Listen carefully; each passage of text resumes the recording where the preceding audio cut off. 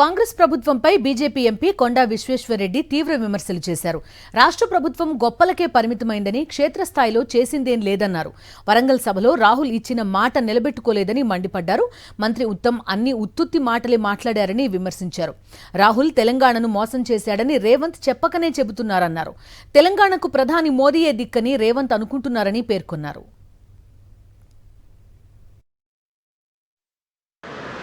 కానీ రోడ్లు రైళ్లే కాక ఈరోజు రైతాంగం ఇంతో అంతో బతుకుతున్నానంటే కేంద్ర ప్రభుత్వం వల్లనే.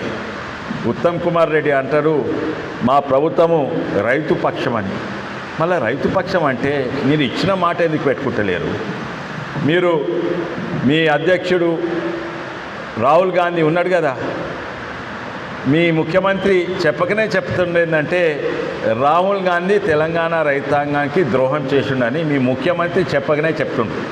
ఎందుకంటే వరంగల్ డిక్లరేషన్ మీరన్నారు కదా, ప్రతి గింజ కొంటామని. మేమే కొంటాము.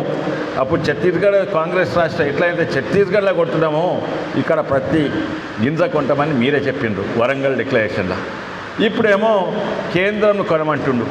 అంటే మా రాహుల్ గాంధీ ద్రోహం చేసిండు, మోడీయే దిక్కు అని ముఖ్యమంత్రి గారే చెప్తున్నారు. మరిన్ని అప్డేట్స్ కోసం ఛానల్ ను సబ్స్క్రైబ్ చేయండి. నోటిఫికేషన్స్ కోసం బెల్ ఐకాన్ పై క్లిక్ చేయండి.